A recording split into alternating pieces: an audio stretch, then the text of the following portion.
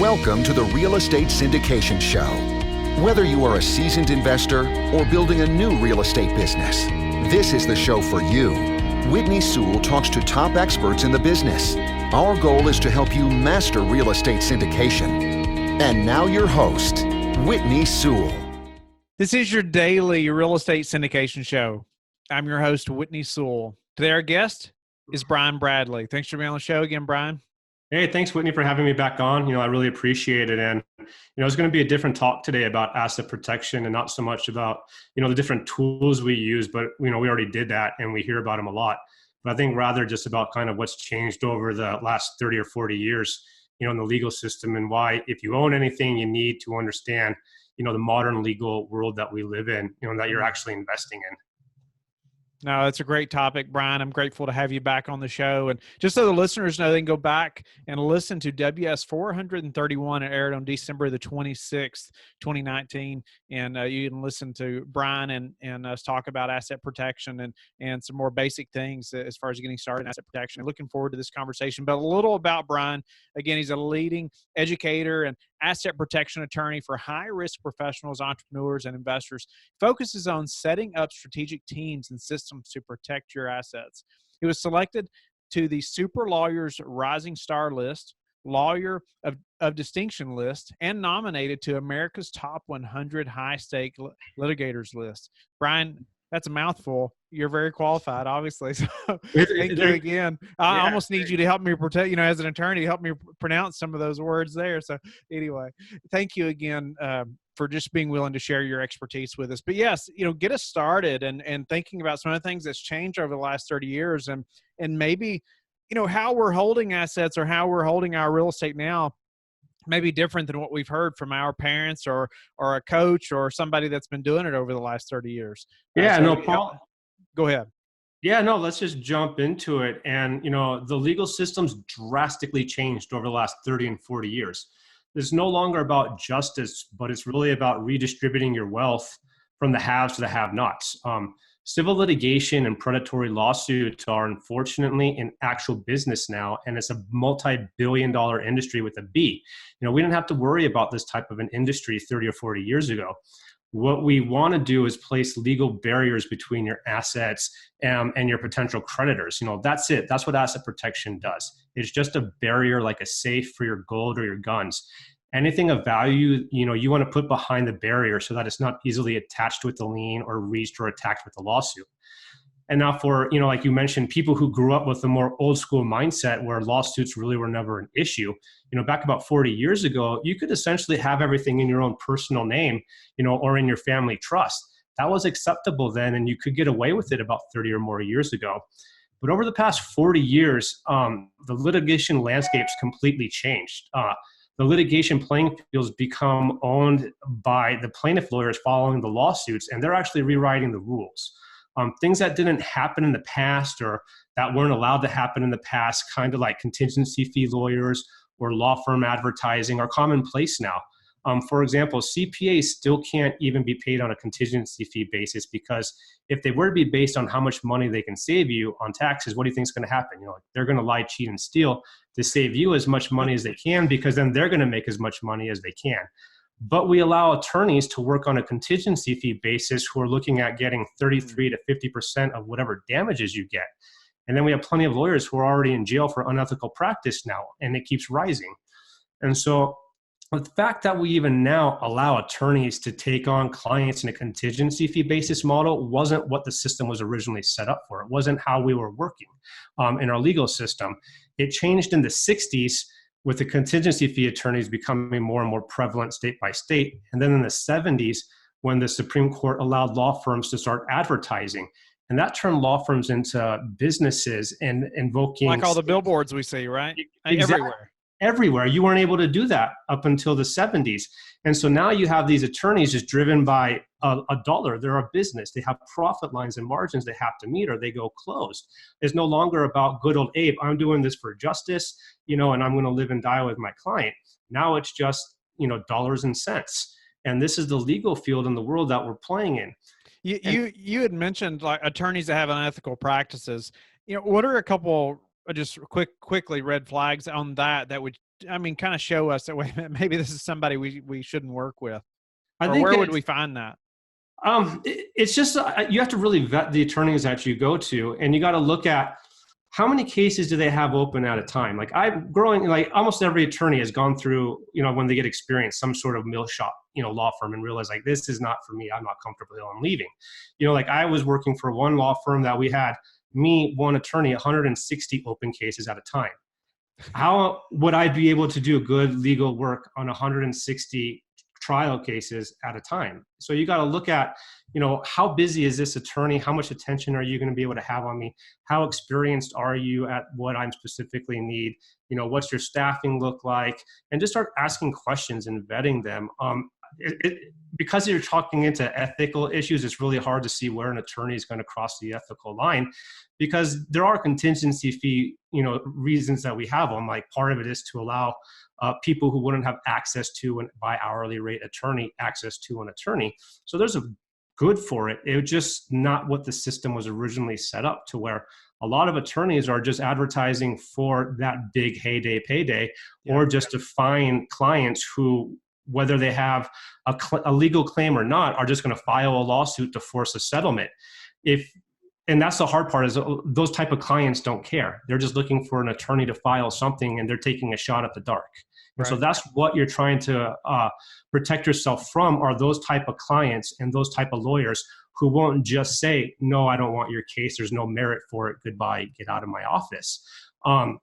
And I think it goes to kind of like Shakespeare's Henry VI Part 2, where, it was a play written over 400 years ago, where you have Dick the Butcher saying, hey, the first thing that we have to do is go kill all the lawyers. The funny thing about this saying is that when that was written about 400 years ago, it wasn't because lawyers were shysters. It was because 400 years ago, they were trying to do a political coup and take over the political system and create a criminal scheme. So they had to go kill all the defenders of justice. They had to go kill all the lawyers because they didn't want the defenders to come after them. You say that today and it's a joke. It's like, no, we got to go kill all the lawyers because they're all shysters. And so there's a big disparity of what law used to be and what law is now. And what asset protection does is limit the playing field. And the other thing that we're fighting beyond, the change of legal system is actually the judges that are in the legal system. And there's a big difference between legal authority and practical authority that, if you're investing in real estate, you need to know about. Could you elaborate a little on what like legal and practical authority, how we should, think about what that is? Yeah. And so it's a really big point that needs to be understood for real estate investors, especially if you're using LLCs for real estate investing. And it's this difference: legal authority, what the law actually says, versus practical authority, what actually is the power that a judge has. And so the reality is that a judge can and does do whatever a judge wants. LLCs and LPs, which are limited partnerships, are governed by the state statutes they're created in. What this means is that if you created, for example, Nevada Limited LLC, and the exclusive remedy against that Nevada LLC is a charging order, a judge, even in California, let's say, by statute, may not issue a remedy other than the charging order against that partnership. That's what you want, but that's just in theory. But everybody knows that theory and practicality don't mix. Practical authority is the power a judge actually has to make decisions in their court. A judge has very broad powers to reaching your assets, including seizing them, placing a lien on them, foreclosing on them, ordering a sheriff's sale or clearing title to enable a clean sale, wage garnishment. It's endless what a judge can do. And the problem is, judges, even without legal authority, do this. They do these things by exercising their practical authority or their secret power, which is called the court of equity. They're just trying to come up with an equitable remedy, and that's just a judge's decision. And this can be done in direct contradiction to established statutes and case law. And then the result is that that court's or that judge's practical authority just took your assets with no legal authority to do it. And so the solution to combat all of this is to hinder a judge's practical authority over your assets so that they can't circumvent the legal process. And we do this with asset protection planning and using corporations and business entities and having trust that are then set up in strong jurisdictions like we talked about in the prior podcast. And then the people who do this type of planning, we all know each other, like all the different big firms and attorneys. And so just to share some amazing success stories that, we're having and we're talking about with our other firms, we have some clients that are being sued, $3 million malpractice judgment, that was fully resolved, $34 million malpractice suit that settled for under $1 million. Wow. A $5 million judgment that settled under $200,000. We've had $75 million personal loan suit that settled for $5 million with spaced out payments over 5 years. So when you start leveling the playing field using asset protection, instead of being preyed upon, you're now in a position of strength. Sounds complicated. It's really like, that's what that's why we got to have somebody like yourself, right? That's why you get the lawyers. That's why you get the CPAs. That's why you have your financial advisors, and let us do the complicated legal stuff of it. You do what you're good at. Wow. Okay. So obviously we want to be protected. I mean, you hope there's justice, right? If you worst case, you do have to stand before a judge one day, which we all hope we don't have to. But, it kind of sounds like they can do whatever they want, even if it seems like we've halfway protected ourselves. It may be useless. Is that what you're saying? That's what we went through a lot about on the last podcast when it goes to, the power domestically versus foreign. Everybody would rather keep everything purely domestic if we can. The optics are better. But what happens when you're in court and all of a sudden, all rise, the jury has now made a decision, or the judge, if it's a judge trial, has made a decision, everybody collectively holds their breath. What's going to happen? Because if you knew a theory was going to line up, is not a coin toss. You just know what the resolution is going to be. It's an equation, but when you have somebody else making the decision and they have the law of equity that they can do, you're just sitting there waiting and hoping to God it falls on your side. Why don't you give us just a couple of minutes, I know we covered some of this in the last podcast, but just give us a couple of minutes of going into the asset protection just a little bit, and then we can cover some other things. Yeah. So, if we just go over the roadmap of asset protection again, to summarize the last time, you really have 3 essential stops. And at the end of the day, you're trying to protect your equity that you have, and your other assets that, some assets can be moved, most assets can't. So you're just trying to protect the cash value of it. Money's tight, you're just starting out, or you have minimal amount of assets. Start with something, get the assets out of your personal name. You start with an LLC. There's pros and cons to LLCs. The pros, they offer some limited liability protection. That's great. Some states are going to have good charging orders. Some states are going to have weak ones. So you start jurisdiction shopping, good jurisdictions, Nevada, Delaware, Wyoming, Arizona, Texas. Really bad charging order states, California, New York. Those are going to be common, very unfriendly asset protection states. As you start growing, you're going to probably acquire more assets and more LLCs. You place assets into the LLCs and you limit the amount of assets you push into each LLC. For example, if you have 4 properties and 2 are in different states, you don't throw them all into one property, into one LLC, because the rule of thumb, if one asset goes boom and blows up, you don't want it to affect the rest of the assets. And you can never stop an asset that blew up from not blowing up. You just don't want it to bleed into the rest of the assets. And so if you have 4 assets or 4 properties in one LLC, and you have, let's say, $200,000 in equity of each one, that's a lot of equity. You don't want to lose that equity. So you split the equity up into multiple LLCs. That way, it doesn't trickle down and have a trickle effect. As you start growing, you want to be able to not have your CPA hate you, and you want to have a more simplified tax process. So you have asset management, limited partnerships or asset management companies. Those management companies own all of your LLCs and all of your assets. And then the benefit of that is you're just having one tax filing. So all those K-1s of the LLCs will flow straight through that management company. And then you would do your banking with that management company instead of having a bunch of different bank accounts. So it starts simplifying the system and adding another layer of protection. It's just like having a castle. You start adding moats and bridges and archers. You're doing the same thing with your assets. And then the last stop in the asset protection world is asset protection trust. We're starting getting to the big guns. What the asset protection trust is going to own that asset management company, which also owns all those LLCs and other assets.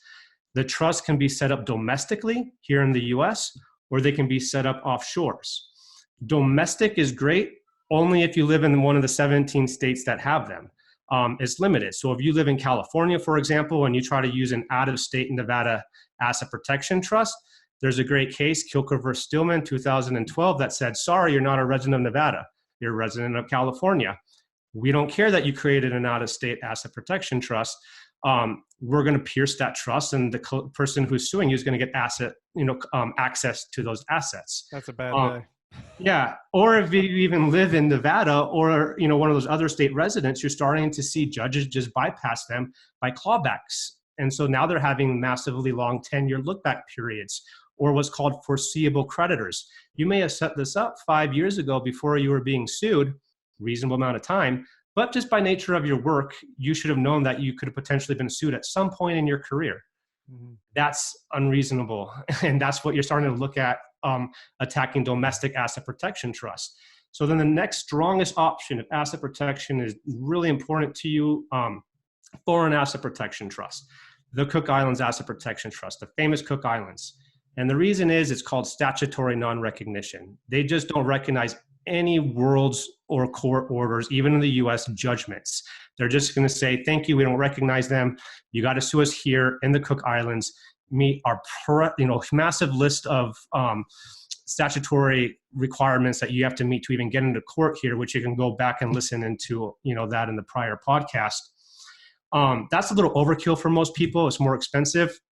And so we can use what's called a bridge trust to actually get the benefit of both worlds. Keep it domestic and simple while having the power of the offshore Cook Islands in your back pocket if and when you ever need it. And so that's kind of the key concepts and roadmap of asset protection. Nice. Okay. So get them out of our personal name. Yeah. And you talked about just the jurisdiction shopping. Got to know what states you need to open entities in or start entities in. And I wanted you to elaborate just a little bit. So we have an asset management company, and that's the company that we're really operating through. And then that company is what owns all these entities that technically own the properties themselves. Is that right? Correct. That's exactly a good summary, and it's very simple like that. Great. That it needs to be simple so I can get it. It needs to be simple for me. So, and then we can think about like the bridge trust, or something to that level. Is that right? Correct. Generally I would say you start getting into the bridge trust or the asset protection trust when you hit anywhere between 500,000 to 1 million of unprotected net worth. And unprotected meaning, you take out your mortgage, that doesn't count to your net worth. Your liabilities doesn't count to your net worth. Your IRAs, which are ERISA protected, is already protected. So I'm not taking that into consideration. Unprotected net worth around 500 to 1 million. We start talking about the bridge trust or, some sort of asset protection trust. And that number may shock people to sound a little low. But the reason is because you at that level are in the most dire need for it, because one lawsuit at that level can completely wipe out your 20 years of a nest egg that you were building, and you're not going to most likely rebuild it by the time that you need it. And so you are the most vulnerable, or if you're starting out and you have a good nest egg and you're investing, that's when you're going to make the most errors when you're starting out. Or if you're starting to syndicate deals and you're the general partner and your name's on it, that's when you need to start thinking about the higher levels of protection, because your name's going to be the one that's being listed on all the lawsuits. Yeah.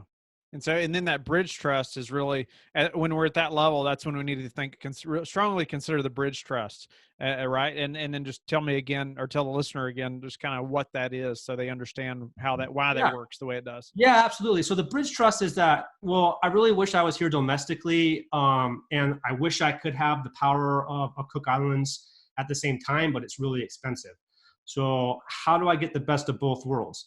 And that is what the bridge trust is. It's a foreign asset protection trust, but it's classified domestically by the IRS because we maintain the court test and the control test IRS requirements. And that's what classifies it as domestic. And so you don't have to do all the IRS tax filings and disclosures. So you're still going to get anonymity. It is an easy ownership flow. It's tax neutral. It's a self-settled spendthrift trust and a grantor's trust. All the IRS will ever see is, okay, you have a grantor's trust and you have an asset management company. It doesn't throw up any red flags. And then the way it works is if you ever are sued, we trigger the bridge, and it's called a migration clause, and we cross the bridge to the Cook Islands, and the assets transfer over to the control of the offshore Cook Island trustee. We drop your name as the trustee, and the offshore trustee now is going to look at any potential creditor coming after you and saying, we don't care what damage or claims that you have or judgments, they're worthless here. And the reason we drop you, the person who created its name as the trustee, is you don't want a judge to be able to come and hold you in civil contempt and say, I know that you have these assets, we want you to transfer them back. By dropping your name from being the trustee, you no longer can tell somebody, transfer the assets back and give them to them, because the offshore trustee will just say, sorry, it's under duress, and our job is to protect your assets. And the judge, this is under the USC versus US versus Grant case, very famous case. It was a case where, the husband stiffed the IRS for $36 million, stuck the money in the Cook Islands, and died, unfortunately. And the IRS went after the wife 3 times in the Cook Islands and lost each time. And they tried to get a civil contempt order, and the judge said, hey, she tried to bring the assets back. It's not her fault that they said no and she couldn't. So the assets are just sitting there nice and safe. Wow. Okay. And I would remind the listeners again to go back to show 431, or we talked about that a lot more. But, a couple topics though that you and I were briefly talking about before the show is just like how asset protection can help you, if just worst case, you had to experience a bankruptcy or divorce, something like that. And I thought you could elaborate on that as well. Yeah, so I'll do the longer one first, which will be, bankruptcy versus asset protection, or how we call it collection defense versus debt relief. So collection defense and debt relief are, like I said, better known or understood as asset protection and bankruptcy. They're somewhat related, but they're very different in how they work. So let's start with debt relief, and it does what the name says, relief from the debt itself, or payment of the debt in full. Once paid in full, you're relieved from more, any more obligations, or you can settle, the claim, which is called a settlement. Unfortunately, the option most people actually think of first is bankruptcy. Bankruptcy is another form of debt relief. Its function is to relieve you of your debt through the legal process. And in its simplest form, the person who declares bankruptcy basically is saying that their debt exceeds their assets. And once all the available assets that they have are used, you should be relieved from any further debt. And then when this happens, the bankruptcy is discharged and you get a fresh start.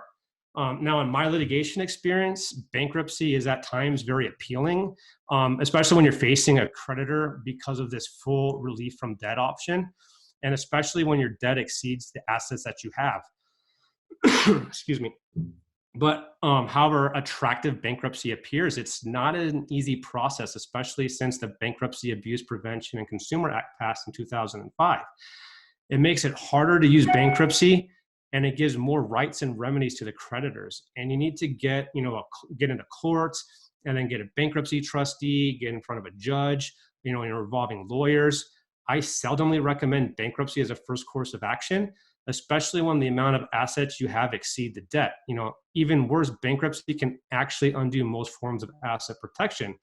So the debts you have, need to be considered very carefully before you just decide to immediately go hire a bankruptcy attorney and jump off the bridge of bankruptcy. On the other side, we have collection defense. This process doesn't actually focus on relief from the judgment itself, but from keeping the judgment creditors away from your assets, asset protection. We're trying to make the assets unavailable and unattractive to creditors. We discussed one method in the prior podcast, exemptions. Most creditors are going to try to avoid going after assets that are classified as exempt because they're not going to get them. Another option is to separate the assets from the debt by using some of the legal tools we've discussed before, like creating companies and LLCs, partnerships, using asset protection trusts, and placing them in really strong jurisdictions. This is why asset protection has proven to be very effective in keeping creditors away from your assets. Don't get me wrong though, like the creditors are still going to come and knock on your door, and they're still going to try to make your life as difficult as possible to try to collect. Generally, you're not going to be able to just make them magically go away. The goal of asset protection when you're talking about collection defense is debt relief. This is done most of the time by the fact that the creditor can't easily reach the assets, to get what we call a positive settlement. Once the creditor discovers that they have no, like there's no bank account for them to seize on, the real estate's not in your name, there's nothing to place a lien on, it's going to be impossible to exercise a judgment. They become a lot more flexible and they magically just show up ready to make a great deal. The thing to remember is that all this just takes time. Creditors need to go through this process and this learning process themselves and figure it out that they're not going to be able to collect from you, and let them bang their head on your legal setup and system for a while. The issue though is that you become anxious and that makes you look vulnerable. You need to just relax and tap your brakes, have the asset protection system in place, and let them bump their heads up against your defensive tools. Hard to not be nervous when all that's happening.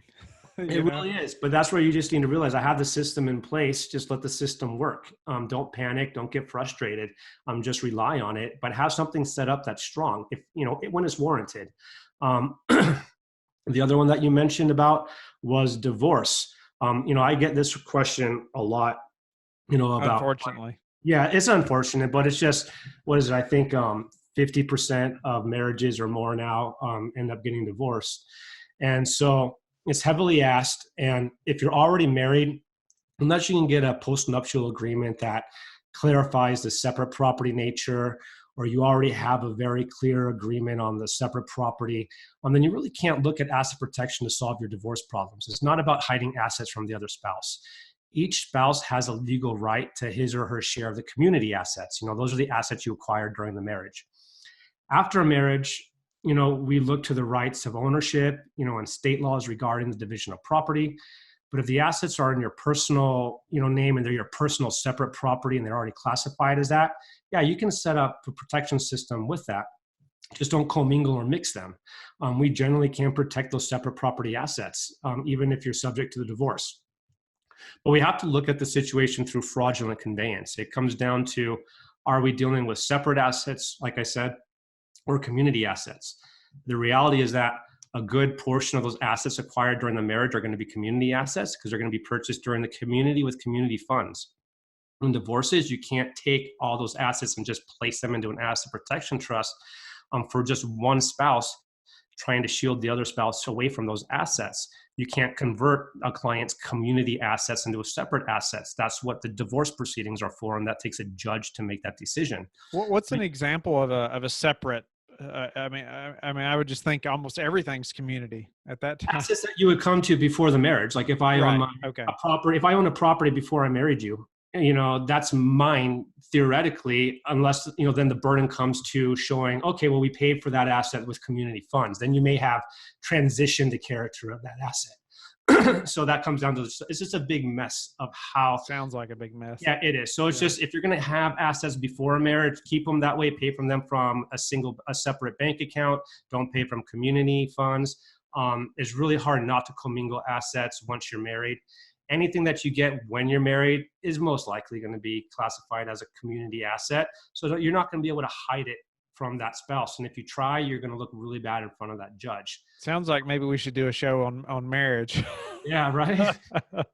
I would just say the goal is, when you're trying to set up an asset protection planning, if you're getting a divorce, is you want to protect it from, third parties, not your spouse. Yeah, right. So there's things that we can do to protect those assets to where if the asset got sued or blew up during a divorce, everything else is still protected. And that's what you want. Yeah. Everything that is mine is hers. Yeah. That's what it is, and that's what marriage is. People don't get married thinking that they're going to get in a divorce. Right. But unfortunately, if you bring in something to the table before the marriage, you should protect that, get a prenuptial agreement, I recommend, and set up an asset protection system. And if you have nothing that you're starting with, just realize, for example, I'm a doctor, not me, but you're a doctor and you're just getting out of residency. You build your life with your spouse. You had nothing to start with. Everything was during that marriage. Chances are everything's going to be community assets. So let's not pretend that it's not. I can just say too, like as hard as my wife's not in real estate, but she has worked so hard. Like everything would definitely be a community because I couldn't have done this without her support. Yeah, no, and my wife, really busted her butt in the medical field, and you just rely on each other, it's kind of what marriage is. And, I wish that, people grounded out together, but, it's not my place to, sure. Yeah.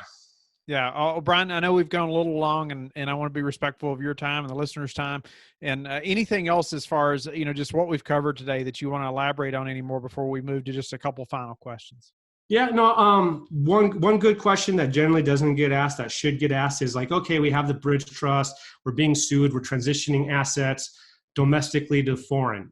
Is that a scam? Is that fraudulent? And the answer is no, because the assets were taken out of your name and transitioned out of your name right from the beginning when we set the trust up. So there's no change of ownership when we go from domestic to foreign. It's still just the same trust. We just dropped the domestic compliance and it's now just a foreign asset protection trust. But we're not changing ownership at that time. And so the only change of ownership happened when we originally created the trust for you. So that happens right away. Right away, within the 30 days of you call me, hey, I want this, you submit your payment, that whole trust and protection system gets set up within about 30 days. After that, there's no change of ownership. So our asset management company that we were talking about is then owned by the foreign entity. Correct, because we use limited partnerships, and those have a dual separation of ownerships. And so that domestic or foreign asset protection trust or the bridge trust owns the minority partnership share, which is the ownership share of the management company. You're just the manager of that company.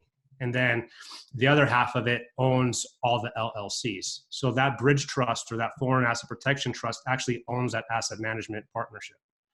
Are there fees for putting it back and forth, or are there limits to, No. taking it back and forth? No, that's a great question. There's no tax implications. There's no penalties for, moving assets. It's a grantor's trust. That's all it is. So you can move the assets back and forth from foreign, domestic, without any IRS tax issues or penalties.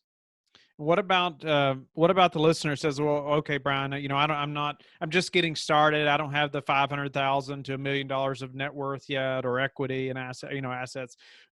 How do I know that I'm starting correctly right now, even though I'm not ready at that level?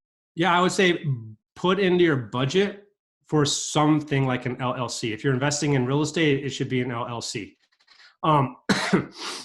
Just don't put it in your own personal name, because there's a likelihood, if you're owning real estate, is you're going to get sued. It's just a matter of if, not when, and what condition you're going to be in at that time. So start somewhere, and part of owning a business is doing it the right way. So you got to budget on your legal, your legal startups. Don't just say, I'm not going to budget for it right now. I'll get to it later on. It's just like your revocable living trust. You're going to be like 70 years old saying, man, I kept talking about this for the last 40 years and I never got to it. And then something bad happens and it's too late. Start off simple if you're starting out LLC. And as you grow, just realize there's different stops. And that's what I hope the listeners get out of this is, I'm starting out with an LLC, scale up to the management company. If everything goes planned and I become a millionaire, now I'm going to come back in and get that bridge trust. Yes. So should they have the asset management company LLC and LLCs that own the companies, or just have the LLCs that own the companies at first? It depends on what they're owning and what they're buying, and how much of it. So I would say if you're just starting out, get an LLC. I would prefer you get two, one to hold the assets in and one to operate out of, but that just comes down to a budget. I don't know where people are financially starting out. Then after maybe 2 or 3 years, as you get more and more deals and you have a couple more long-term holds, then you come back in and get that management company and make it more streamlined. And then as you start growing, you're going to hit that $1 million mark, become that accredited investor. Then you need the higher level protection. All right, Brian, it's been a great show. I know the listeners have learned a lot, and I have as well. And but just a couple of quick final questions. And what's the one thing that's contributed to your success? Not being afraid to fail. I've gone through a lot in my life, coming out of law school at the worst time and just having to, grit it on my own. If I was always afraid to fail or not just jump and see if I can swim in the deep end, I would have gone to nowhere. Love that. Tell me, how do you like to give back? I do a lot of pro bono representation, partly because coming out of law school, that was how I had to get my experience. And I always just love seeing the face of someone who had nowhere to go, win a case and then have to pay for it. And so there's certain organizations that I work through that send me certain cases that I review, and then I just pick, a couple here and there to represent them for free. Wow. Brian, thank you for giving back in that way. And I'm grateful for you just giving your time and expertise to the listeners and myself today. Tell them how they can get in touch with you and learn more about you.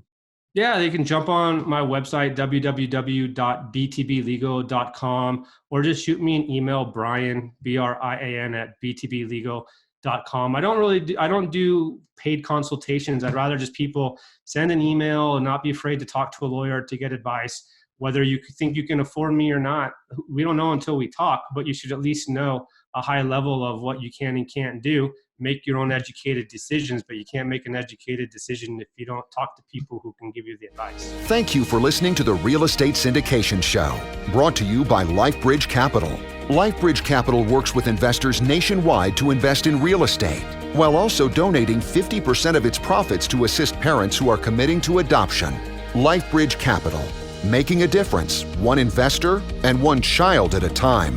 Connect online at www.lifebridgecapital.com for free material and videos to further your success.